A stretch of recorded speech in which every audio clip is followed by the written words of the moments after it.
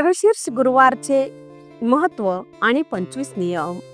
मार्गशीर्ष महिना हिंदू धर्मातील पवित्र महिना मानला जातो आणि या महिन्यातील गुरुवार हे विशेष महत्वाचे असतात. मार्गशीर्ष गुरुवार देवी लक्ष्मीची उपासना आणि घरातील सुख समृद्धीसाठी पाळले जातात. या दिवशी विशेष व्रत, पूजा आणि नियमांचे पालन केल्यास सुख समृद्धी, आरोग्य आणि आर्थिक स्थैर्य मिळते असे मानले जाते. मार्गशीर्ष गुरुवारचे महत्व. देवी लक्ष्मीची कृपा. मार्गशीर्ष गुरुवार हा देवी लक्ष्मीला प्रसन्न करण्यासाठी सर्वोत्तम मानला जातो. घरातील सुखशांततेसाठी या महिन्यात केलेल्या उपवासामुळे कुटुंबातील तणाव कमी होतो आणि घरात आनंद येतो. सकारात्मक ऊर्जा. पवित्र नियमांचे पालन केल्यामुळे घरात सकारात्मक ऊर्जा वास करते.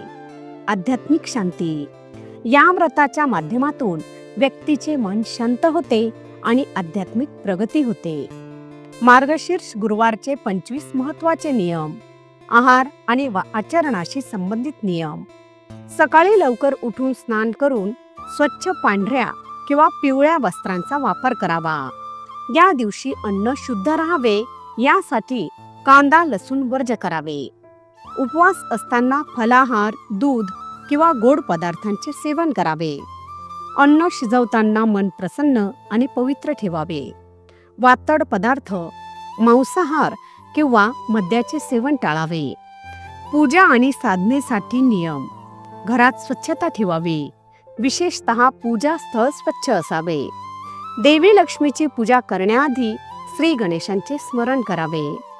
तुळशीची पाने देवी लक्ष्मीला अर्पण करावी, परंतु फक्त सकाळी तोडलेलीच पाने वापरावीत. पिवळ्या किंवा पांढऱ्या फुलांचा उपयोग पूजा करताना करावा.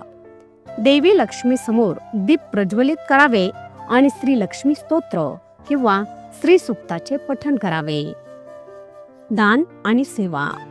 गरजूंना अन्नदान किंवा कपडे दान करावेत. पिवळ्या किंवा पांढऱ्या वस्त्रांचे दान शुभ मानले जाते.